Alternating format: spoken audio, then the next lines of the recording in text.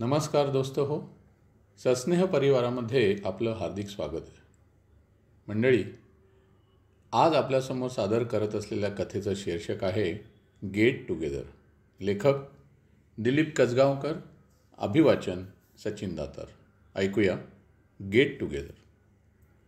शेखर, अजय, रमेश, राधा, मुग्धा अशा अनेक मित्रमैत्रिणींना मोबाईलवर मेसेज आला. शालेय मित्रमैत्रिणी या ग्रुपमध्ये आपलं स्वागत आहे.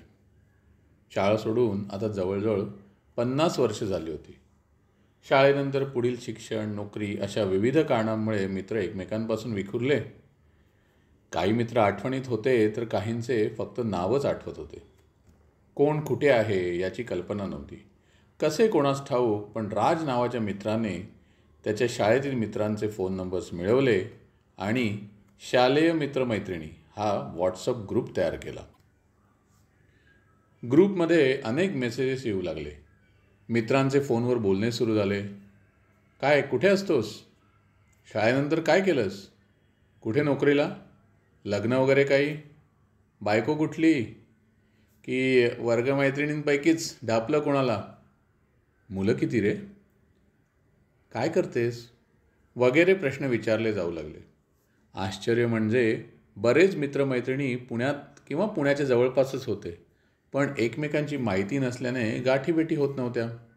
पण आता मात्र सगळ्यांना खूप हुरूप आला, चैतन्य निर्माण झालं आणि आपण आता लवकरच भेटावे, एक छान गेट टुगेदर करावे अशी कल्पना पुढे आली. आपण आपले आत्ताचे फोटो पाठवावेत म्हणजे कोण कसं दिसतं हे समजेल आणि आपण भेटू तेव्हा एकमेकांना ओळखू शकू असं बऱ्याच जणांचं मत होतं. पण त्याला ग्रुप ॲडमिन राजने विरोध केला. राजचं म्हणणं की ज्यावेळी आपण एकमेकांना भेटू ना त्यावेळी ओळखा पाहू कोण, असं करत कोण किती मित्रांना ओळखतो ते पाहूया, मजा येईल की खूप. राजची कल्पना सगळ्यांना आवडली. 1 जूनची संध्याकाळ पुण्यातील डायमंड या 5 स्टार हॉटेलमध्ये गेट टुगेदर करूया, राजने मेसेज पाठवला. 5 स्टार हॉटेलला गेट टुगेदर म्हणजे बऱ्यापैकी खर्चिक असणार. असा विचार करून काहींनी वेगवेगळी कारणं देत गेट टुगेदरला येता येणार नाही असं कळवलं. 2 दिवसांनी राजने पुन्हा मेसेज पाठवला. या गेट टुगेदरचा होस्ट मी असणार आहे, सर्व खर्चही माझाच असेल. याचा परिणाम मात्र छान झाला. सर्वांचं टेन्शन कमी झालं आणि मला यायला जमणार नाही असं म्हणणाऱ्या मित्रमैत्रिणींनी करू, आम्ही इतर प्रोग्राम जरूर ॲडजस्ट करू, पण हे आपलं पहिलं गेट टुगेदर अजिबात चुकवणार नाही असं कळवलं. साधारण 30 मित्र आणि 10 मैत्रिणींनी येण्याचं कन्फर्म केलं. राजला धरून संख्या होती 41.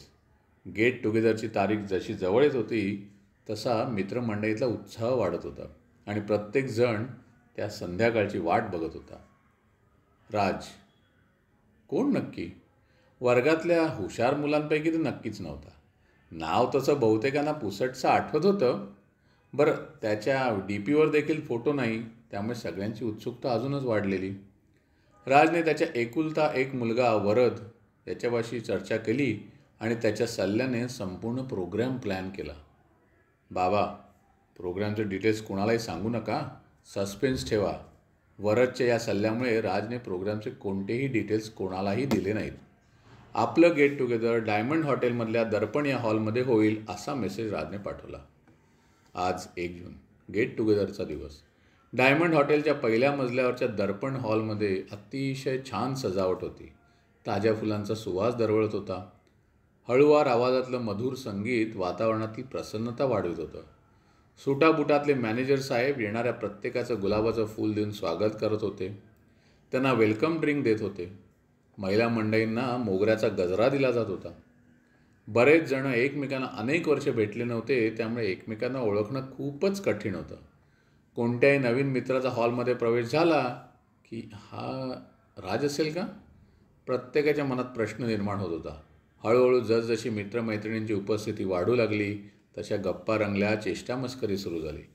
रुबाबदार पेहरावातले वेटर्स अनेक प्रकारचे स्टार्टर्ससाठी आग्रह करू लागले. मॅनेजर साहेब स्वतः काही हवे आहे का, क्वालिटी कशी आहे वगैरे विचारत होते. सर्व काही उत्तम होते, पण राज मात्र अजून आला नव्हता. कन्फर्म केलेले 30 मित्र आणि 10 मैत्रिणी आता आलेल्या तर होत्या, कमी होती ती फक्त राजची. यापुढे जो मित्र येईल तोच राज. त्यामुळे राजला ओळखणं अगदी सोपं झालं होतं.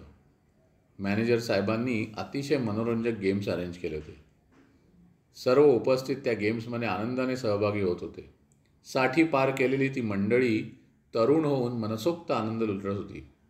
गरमागरम रुचकर स्वादिष्ट भोजनावर सर्वांनी यथेच्छ ताव मारला. मॅनेजर साहेब स्वतः आग्रह करत होते. जेवणानंतर छान 5-6 स्वीट डिशेसही होत्या. डाएट, फूड कंट्रोल, डायबेटीज, डॉक्टरी पथ्य सगळं विसरून मंडळी स्वीट्सचा आस्वाद घेत होती. 2-3दा आईस्क्रीम, रबडी, गाजर हलवा, जिलेबी, अंगूर मलई, गुलाबजाम यावर ताव मारून तृप्त झालेली मंडळी गच्च भरलेल्या पोटावरून प्रेमाने हात फिरवत आता महिनाभर तरी गोड खायला नको असा संकल्प करत होती. पण राज अजूनही आला नव्हता. तो आलाच नाही तर? एका मित्राने शंका व्यक्त केली. क्षणात आनंदी वातावरणात तणाव निर्माण झाला. आजच्या या कार्यक्रमाचं, सोहळ्याचं बिल किती असेल? नक्कीच लाखात. राज आला नाही तर मॅनेजर साहेब आपल्याला सोडतील का? आपल्याकडूनच हे पैसे वसूल करतील. मित्रमंडळीत चर्चा सुरू झाली. दोघा-तिघांनी राजला फोन करायचा प्रयत्नही केला, पण राजचा फोन बंद. एकंदर परिस्थितीचा अंदाज आल्यामुळे उपस्थित मैत्रिणी उशीर होतोय, काळोख वाढत चाललाय, निघायला हवं असं म्हणत स्वतःला आर्थिक झळ बसू नये म्हणून सटकण्याच्या तयारीत होत्या. आता आपल्यालाच पैसे भरावे लागतील याची जाणीव झाल्यावर काही सुज्ञ मित्रांनी विचार केलाच की मॅनेजर साहेबांना भेटून विचारावं एकूण बिल किती आहे वगैरे, म्हणजे आपल्याला कॉन्ट्रीब्यूट करता येईल. इतका वेळ खूप आग्रहाने वाढणारे मॅनेजर साहेब पण तेही आता कुठे दिसत नव्हते. चौकशी केल्यावर समजलं की ते बाजूच्या हॉलमध्ये आहेत आणि त्यांनी सर्व मित्रमैत्रिणींना सुद्धा तिकडेच यायला सांगितलं आहे. सटकण्याच्या विचारात असणाऱ्या मैत्रिणींना काही मित्रांनी अगं थांबा थोडं अशी विनंती केली आणि सर्वजण मॅनेजर साहेब असलेल्या हॉलमध्ये गेले. या हॉलमध्ये अनेक प्रकारच्या कुल्फ्या ठेवलेल्या होत्या. मॅनेजर साहेब सर्वांना आग्रह करत होते वेगवेगळ्या प्रकारच्या कुल्फ्या घेण्यासाठी, पण मंडळी बिल वाढू नये म्हणून जेवण जास्त झालं आहे, कुल्फीचा त्रास होईल वगैरे कारणं देत होते आणि कुल्फी घेणं टाळत होते. मॅनेजर साहेब, आमचा मित्र राज आला नाही त्यामुळे बिल बहुतेक आम्हालाच भरावं लागेल नाही. किती झालं असेल बिल? एका मित्राने धीर एकवटून विचारलं. हे हॉटेल तुमचा मित्र राजचंच आहे आणि मी त्याचा मुलगा वरद. त्यामुळे बिल भरण्याचं तुम्ही अजिबात टेन्शन घेऊ नका. नको म्हणणाऱ्या मंडळींनी मग 2-3 कुल्फ्यांवर ताव मारत पण मग राज का नाही आला अजून अशी चौकशी करायला सुरुवात केली. आजचा हा प्रोग्राम मी आणि माझ्या बाबांनी मिळून प्लॅन केल्याने मला तुमच्या ग्रुपची आणि आजच्या कार्यक्रमाची इत्थंभूत माहिती होती, वरद म्हणाला.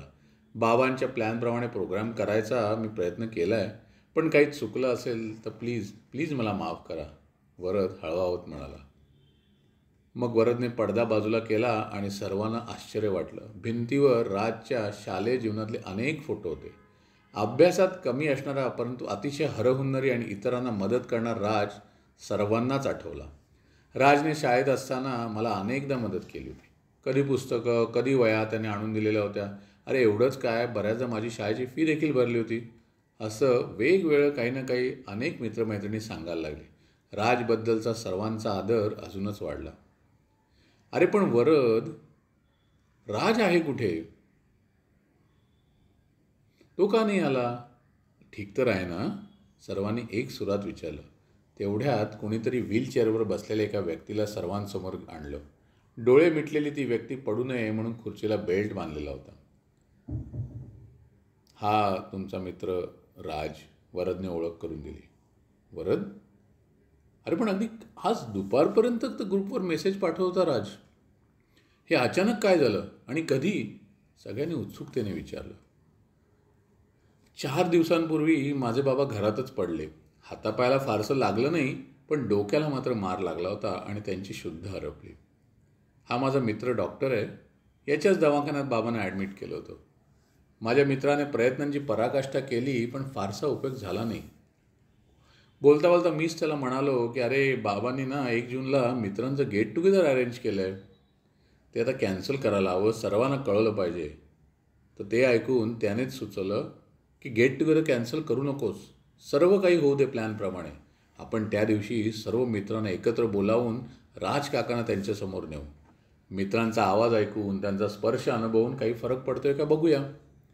त्यानंतर अगदी आज दुपारपर्यंत मीच तुमच्या ग्रुपमध्ये बाबांच्या फोनवरून मेसेजेस पाठवत ठेवले. तुम्हाला बाबांबद्दल काहीही समजणार नाही याची काळजी घेत. क्षणभर सर्वत्र शांतता पसरली आणि पुढच्याच क्षणी सर्व मित्रमैत्रिणी राजशी संवाद साधू लागले. कोणी राजच्या खांद्यावर हात ठेवला, कोणी राजचा हात हातात घेतला, कोणी राजच्या पाठीवरून हात फिरवत होता, तर मैत्रिणींनी प्रेमाने राजच्या चेहऱ्यावरून केसावरून हात फिरवला. परमेश्वरा, आमच्या मित्राला बरे कर बरं, अशी प्रार्थनाही केली. अरे तो बघ, काकांचा हात हलला.